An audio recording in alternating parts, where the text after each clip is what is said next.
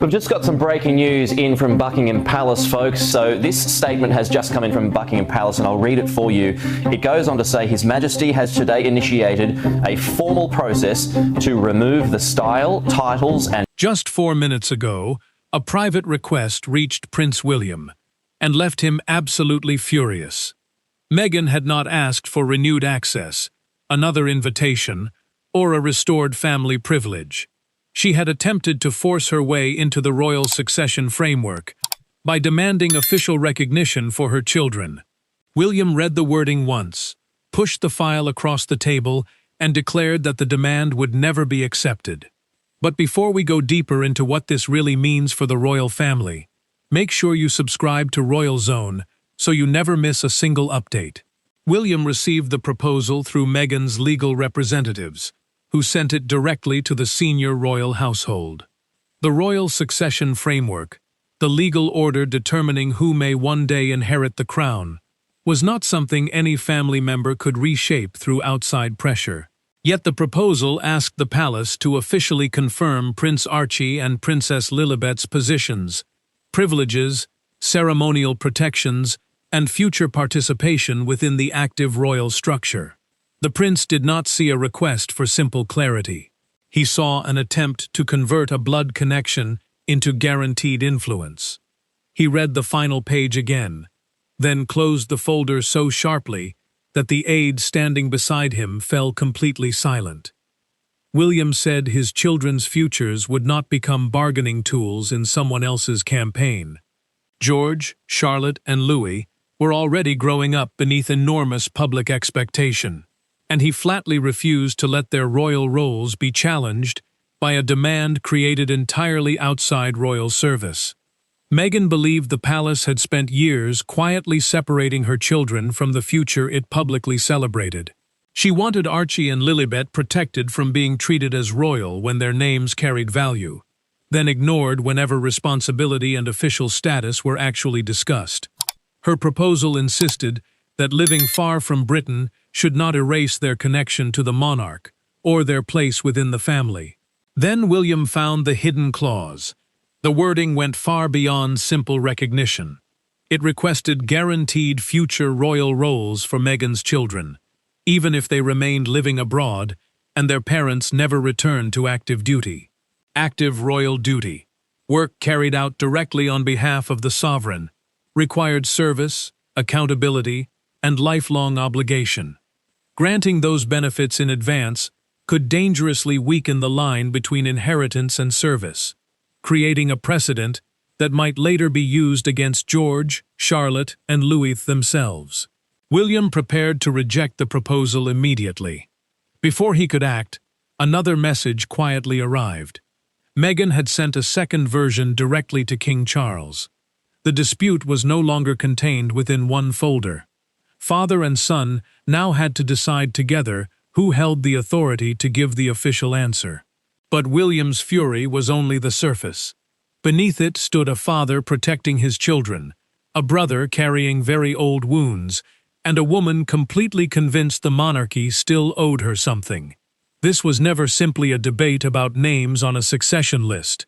For William, it was about protecting George from political instability, Charlotte from manipulation, and Louis from becoming accidental damage in a family war. For Meghan, it was about ensuring her children could never be quietly pushed into royal obscurity. And for Charles, trapped between his two sons, it was about deciding whether compassion could survive when the crown itself appeared to be under direct pressure. William carried two heavy burdens at once. He was the future king, but he was also a father, watching 3 young lives become part of a battle they had never chosen. The line of succession, the legal order deciding who may one day inherit the crown, placed George, Charlotte, and Louis at the very center of the monarchy's next chapter.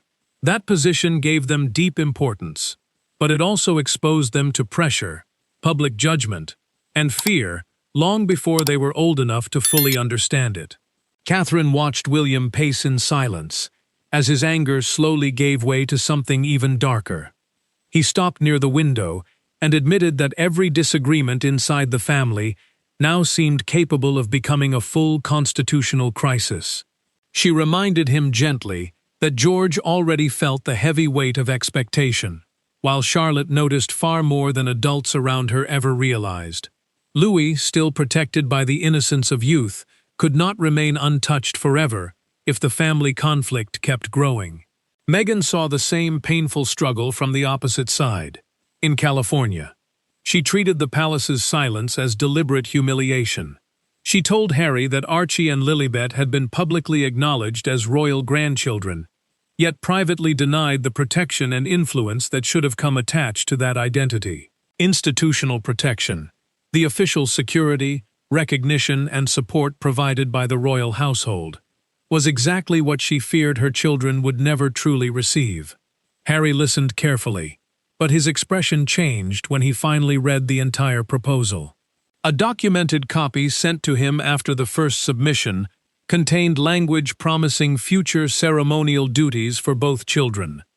He had supported clear public recognition, but he had never approved guaranteed official roles. Harry asked Meghan directly why those words had been included.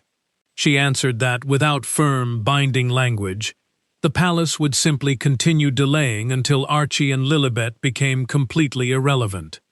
Charles felt the pressure pushing in hard from both sides.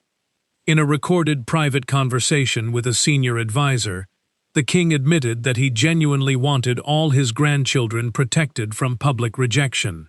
Yet he also knew clearly that personal affection could not create constitutional authority. Active royal roles required service, residence, responsibility, and constant public accountability. Granting them through family pressure alone could seriously damage the very institution he hoped so deeply to preserve. Then an aide uncovered the missing piece that explained everything. Meghan's demand had not begun with legal advice or public anger. It had begun after one private palace ceremony from which Archie and Lilibet had been quietly and completely excluded. That exclusion had taken place months earlier, behind firmly closed doors, and it had planted the resentment that was now threatening to tear the entire royal family apart. Months before William opened the succession proposal, a private ceremony at Windsor had changed everything. George, Charlotte, and Louis were brought into a restricted briefing concerning their future ceremonial responsibilities, while Archie and Lilibet were not included, mentioned, or represented in any way. When Meghan later discovered that commemorative records described the gathering as a meeting of the next working generation, she did not see routine palace planning. She saw a permanent line being deliberately drawn through her children's royal future. William had entered that gathering, believing it was simply a quiet step toward preparing his own children for the enormous pressure ahead.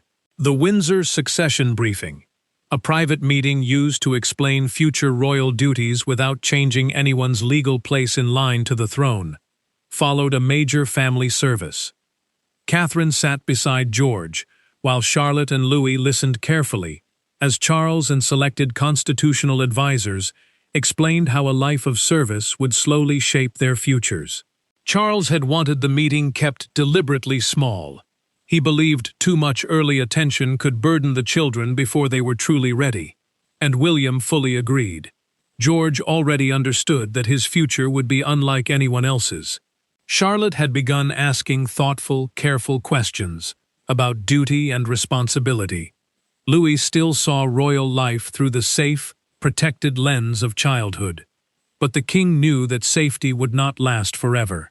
Meghan learned about the ceremony through a photograph privately forwarded to her by a former palace contact. The image showed a commemorative guest book carrying only the names of the Wales children, beneath the words, "Future Service."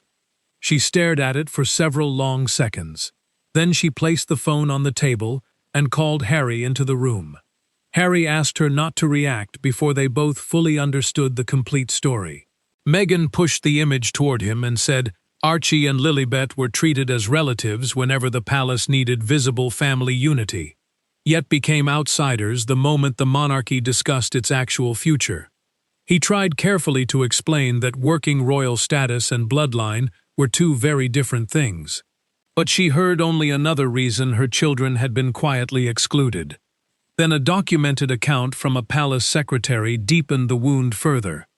The official had originally suggested adding a neutral reference to all of Charles's grandchildren. That sentence was later removed, because advisors feared it would create confusion between family connection and active royal duty. Meghan saw the deletion as intentional erasure.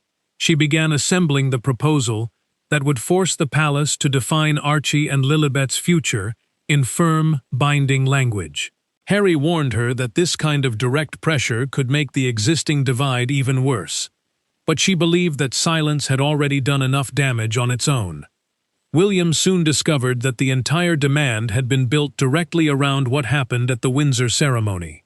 He requested a face-to-face meeting with Meghan and insisted that no lawyers, representatives, or aides be present on either side.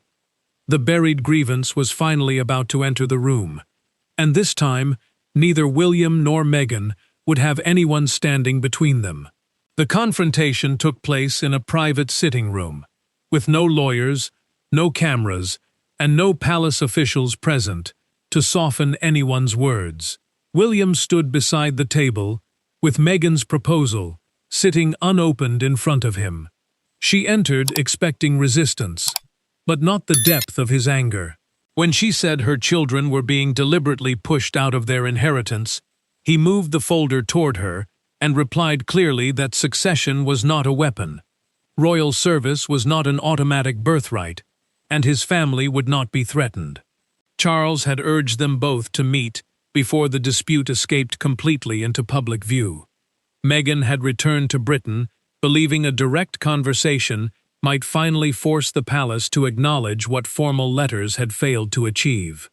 William agreed, but only under strict terms.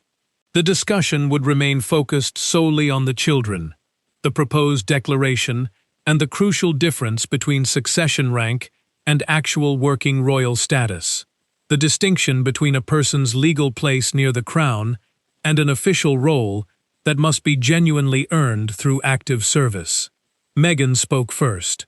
She accused the palace of celebrating George as the monarchy's future, while treating Archie and Lilibet like distant names expected to remain quiet and permanently grateful. She said her children were remembered warmly when family unity helped the monarchy's public image, then ignored completely whenever duty, protection, and long-term royal relevance were seriously discussed. Her voice tightened as she insisted that silence had become its own powerful form of deliberate exclusion. William did not step back. He told her she was demanding guaranteed influence without accepting the residence, public scrutiny, responsibility, or lifelong service that came with it. The prince said George's position already carried a pressure no child should ever have to bear. Charlotte and Louis were growing up beneath that same heavy public weight. He would not allow their futures to become part of a campaign built entirely around personal resentment. Meghan then revealed the threat she had kept completely out of the written proposal. In a recorded account prepared for her communications team, she had authorized the Windsor ceremony details to be released publicly. If the palace refused to provide a clear public assurance protecting Archie and Lilibet's royal standing, she said the truth would show exactly how deliberately her children had been excluded from their own family's future. William's anger sharpened immediately. He opened a separate note and revealed that Harry had privately questioned the proposal's strongest clauses during a documented conversation with a royal intermediary. Her own husband had supported clear recognition, but had never approved guaranteed ceremonial roles. Meghan went completely silent, because the revelation proved she did not have full support even inside her own household. The atmosphere in the room changed entirely in that moment. William set his pen down and firmly refused to sign any declaration. He told Meghan that the final decision no longer belonged to either of them. Ultimate authority now rested with Charles and the Constitutional Council, the advisors responsible for protecting the Crown's entire legal structure. William had drawn his line clearly. Phones, but the Crown's final answer would depend entirely on a king whose heart and sense of duty were pulling him in opposite directions at once. King Charles sat alone with two papers placed before him. One was Meghan's demand, filled with language about equality, family protection, and inheritance. The other was William's formal rejection, warning that the proposal could permanently blur the monarchy's future structure. For several long minutes, the king said absolutely nothing. Then he removed his glasses, pressed his fingers against his eyes, and admitted quietly that whatever decision he made would wound one son, strengthen the other, and leave his grandchildren carrying the lasting consequences. Charles still held the power to define household roles, ceremonial participation, royal styles, and access. Yet he could not simply rewrite the legal succession, because any true change to the order of inheritance would require a full act of Parliament. William, meanwhile, controlled much of the monarchy's future planning, because the burden of preserving the institution would one day pass directly and completely to him. That made this far more than a family dispute. It was a fight over who would ultimately shape the next reign. The king felt the full weight of that truth. Years of deep anger between his sons had now hardened into a crisis, directly involving children who had done absolutely nothing to create it. Archie and Lilibet were being discussed as constitutional problems. George, Charlotte, and Louis were being used as symbols of institutional defense. Charles deeply hated that the youngest members of his family had become the price of adult resentment. Camilla entered the room quietly and read both papers carefully. She urged him not to make a compassionate promise that William would later be forced to withdraw. The Queen Consort warned that temporary peace today could create permanent institutional instability tomorrow. If Charles guaranteed future roles now, the future king might one day be forced to reverse them, turning today's act of kindness into tomorrow's public humiliation. The constitutional advisors then delivered their formal documented opinion. Meghan's proposal combined two very different things: legally protected succession positions and privileges reserved exclusively for active working royals. A working royal is someone who performs official duties on behalf of the crown and accepts constant public scrutiny, residence requirements, and lifelong responsibility. The advisors concluded that the proposal had deliberately blurred that important boundary. Charles finally made his decision. Archie and Lilibet's lawful places in the succession would remain fully respected. Their connection to the family would not be denied in any way. But no future duties, security guarantees, royal residences, or ceremonial authority would be promised to them in advance. The king placed both papers together and approved the ruling for private delivery. Before the message could even leave the room, an aide rushed in, pale-faced, carrying a phone. A summary of Meghan's demand had already leaked outside the palace walls. The king had finally chosen his answer. But the moment the secret escaped, control passed entirely from the family to the watching world. The first alert appeared before sunrise. Within minutes, Meghan's succession proposal was being publicly described as an attempt to claim permanent royal power from abroad. At Windsor, William read the headline without speaking, and immediately demanded to know who had leaked the papers. In California, Meghan stared at her phone as messages multiplied rapidly, then realized the story had completely escaped without the explanation she believed justified it. The private family battle had become a public verdict before either side was even remotely ready. William ordered palace staff to preserve every email, visitor record, and draft copy connected to the proposal. A formal internal investigation, a structured review used to trace exactly how confidential royal material had escaped, began within minutes. The prince understood clearly why the security breach mattered so deeply. If private constitutional papers could be leaked during a family dispute, then every future royal decision could potentially be manipulated through deliberate public pressure. Meghan saw something even more dangerous in the coverage. The leaked version showed only the selected clauses demanding future roles and protections for Archie and Lilibet, but it completely removed her explanation about preventing their long-term exclusion from royal life. She told Harry that the world would now believe she had tried to personally seize a crown she had never once requested for herself. Anger filled her voice, but real panic sat directly beneath it. Harry reacted with fury of his own. He pointed to the headlines already carrying their children's names and demanded to know why the strongest and most aggressive wording had not been removed before the proposal was ever submitted. Meghan answered that careful language had achieved absolutely nothing for years. He replied that bold language had now turned Archie and Lilibet into public targets, and neither child had ever agreed to become part of this fight. Then the investigation found something genuinely disturbing. William received a documented forensic report showing handwritten edits on the leaked copy. Those marks had been added during a private strategy session that took place completely outside the palace. Only a very small group of people had ever seen that particular version, which meant the leak had almost certainly come from someone extremely close to Meghan's final planning circle. The prince immediately asked whether royal communication staff had released any material. A recorded internal briefing confirmed clearly that they had not. That left a far darker possibility. Someone very close to Meghan may have deliberately leaked the document, in order to create enough public outrage to force Charles into reversing his decision entirely. Meghan denied authorizing any release whatsoever. Harry began questioning every single advisor who had handled the draft. Trust inside their own household started to visibly crack. Catherine watched William's anger deepen and understood immediately where it would lead.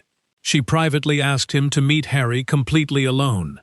The princess said the two brothers had to decide together whether George, Charlotte, Louis, Archie, and Lilibet would inherit the bitterness their parents had spent years creating. The scandal had pushed Meghan and William even further apart. Yet the decisive change would have to come from two brothers meeting, without wives, advisors, or royal titles standing between them. William and Harry met in a small private room, where no secretary recorded their words and no advisor could interrupt. For a long, heavy moment, neither brother sat down. Harry finally admitted the truth. He wanted his children protected, but he had never once agreed that they should receive guaranteed royal duties while living thousands of miles outside Britain. William's anger softened slightly, though it did not disappear. He replied that the monarchy could genuinely recognize family without pretending that every family member automatically carried the same responsibilities. Catherine had persuaded William that this meeting absolutely could not be delayed any further. She told him that legal drafts and carefully worded public statements had completely buried the real human issue beneath layers of formal language. Only a direct, honest conversation between brothers could separate Harry's genuine fear for Archie and Lilibet from the specific demands written into Meghan's proposal. The prince agreed, because he knew one more public clash could cause lasting damage to all 5 children. Harry arrived ready to defend his family. He made clear that legal standing, a person's official place in the order of succession, was not the same thing at all as an active working royal role. He wanted Archie and Lilibet's blood connection to the crown properly respected, but he did not defend every ceremonial privilege or institutional guarantee written into the submitted document. William then spoke openly about George. He said his eldest son already felt real daily pressure from being treated as a future king, even in moments that should have belonged purely to childhood. The future king firmly refused to let George become the center of a public contest over royal legitimacy. He also warned that Charlotte and Louis would suffer genuinely if every royal family discussion became a public comparison between cousins. Harry listened carefully, then answered with a pain he had been carrying for years. He said Archie and Lilibet deserved to grow up knowing they had not been abandoned by Charles, or quietly erased simply because their parents had chosen to leave royal service. The Duke admitted that the physical distance had created deep suspicion over time, but he would not allow his children to grow up believing they were strangers within their own family. The two brothers finally found the narrow line that both of them could accept. Archie and Lilibet's family identity and their lawful succession positions would remain fully respected. Active royal duties, however, had to be genuinely earned through real service, actual residence in Britain, public scrutiny, and demonstrated responsibility. No parent, on either side, could demand those roles in advance on a child's behalf. Harry agreed to ask Meghan to voluntarily withdraw the proposal. William promised to actively support a clear public statement rejecting any suggestion that the Sussex children were somehow illegitimate, unwanted, or removed from the royal family. Then the first real pressure rose beyond the palace gates. Crowds, broadcasters, and newspapers were already loudly demanding a clear winner. Some said William had completely defeated Meghan. Others claimed he had deliberately forced Archie and Lilibet out of their rightful royal future. The two brothers had found a narrow possible path toward peace. But outside the palace walls, the public had already turned the entire dispute into a battle, with fixed winners and definite losers. By morning, the private succession dispute was dominating all of Britain. One newspaper appeared with an entirely black front page, carrying a single gold crown split directly down the center, above the words, "Who owns the royal future?"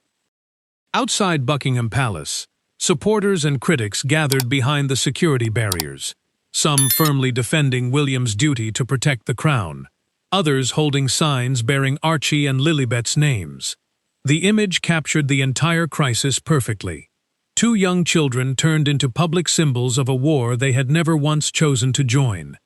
Broadcasters framed the confrontation as a direct clash between hereditary family belonging and the serious obligations placed on working royals. A working royal is a family member who performs official duties for the monarch, accepting constant public scrutiny, strict residence requirements, and full constitutional responsibility.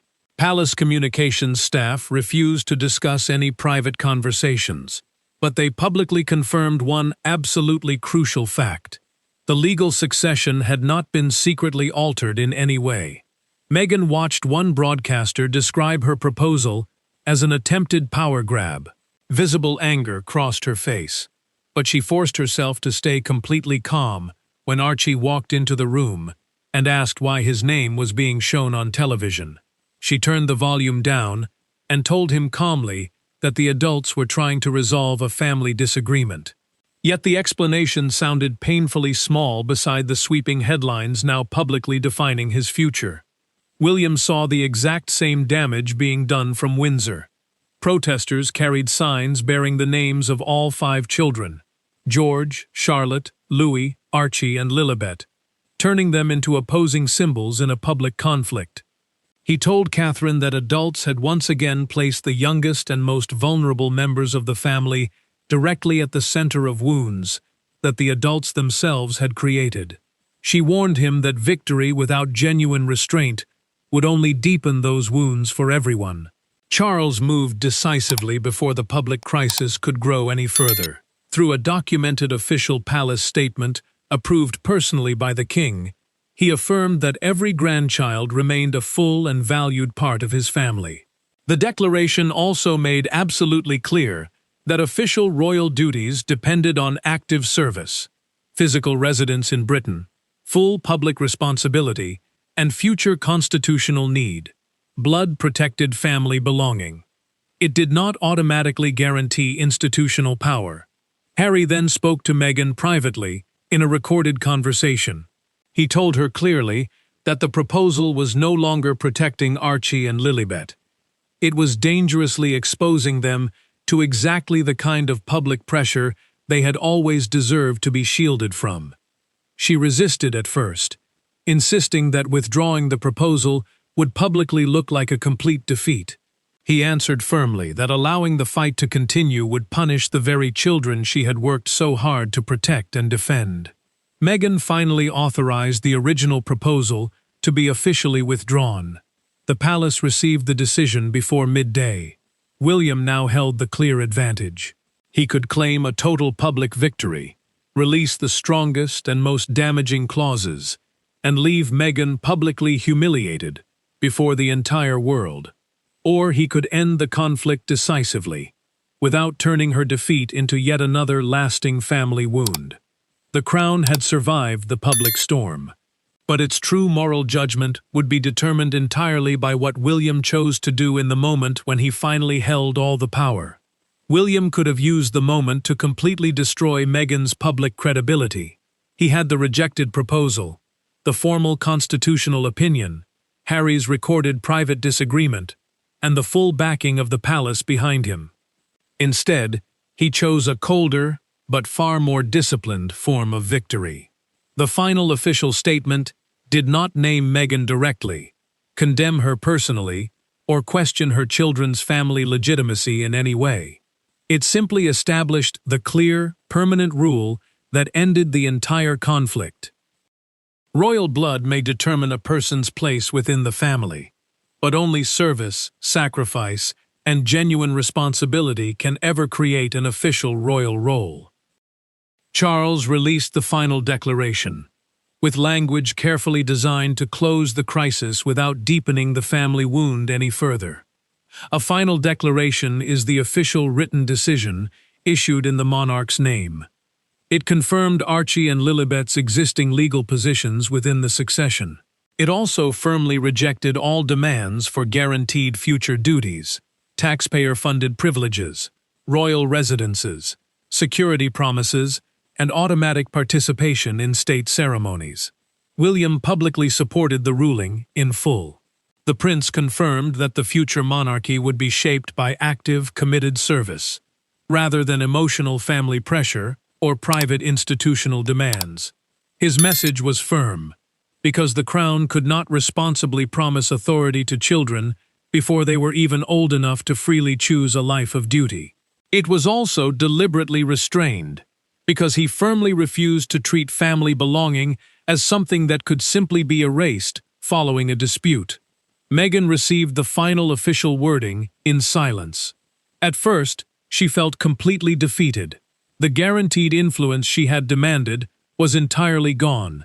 Yet she also slowly recognized something important, that Archie and Lilibet's family identity had been formally protected, without tying them to obligations and pressures they might never actually want. Her proposal had failed. But the palace could no longer publicly discuss the royal future, while pretending her children simply did not exist within it. Harry told her the voluntary withdrawal had prevented a permanent and irreparable family rupture. In a private recorded conversation, he said that Archie and Lilibet would now be genuinely free to decide their own personal relationship with Britain when they became adults, and could make that choice for themselves. Meghan listened carefully, because she understood that forcibly imposing royal roles upon them would have simply repeated the very institutional pressure she had always claimed to oppose. William then made one final important decision. He ordered the leaked drafts permanently sealed, rather than publicly released. The future king firmly refused to deepen Meghan's public humiliation, or expose private family disagreements that would follow the children for years to come. In a final private message to Harry, he wrote that every child would always remain family, but that no parent, including himself, had any right to manufacture royal authority on a child's behalf before that child could ever choose it freely. The confrontation ended there. Meghan's proposal was formally withdrawn. Charles's decision was fully accepted. The succession remained completely unchanged. William protected the working monarchy, without once denying Archie and Lilibet their fundamental blood connection to the family. This crisis proved clearly that the modern crown cannot survive on inherited blood alone. It requires firm boundaries, genuine duty, real personal restraint, and the courage to permanently separate family love from constitutional power. William's fury began the conflict, but his deliberate refusal to humiliate his opponents ultimately brought it to its close. There was no further demand, no hidden appeal, and no unfinished battle left to fight. The crown had spoken. The family boundaries were firmly fixed, and the royal future belonged, as it always must, to those truly prepared to serve it. Thanks for watching Royal Zone. Please don't forget to like this video and subscribe to the channel, and we will see you in the very next one.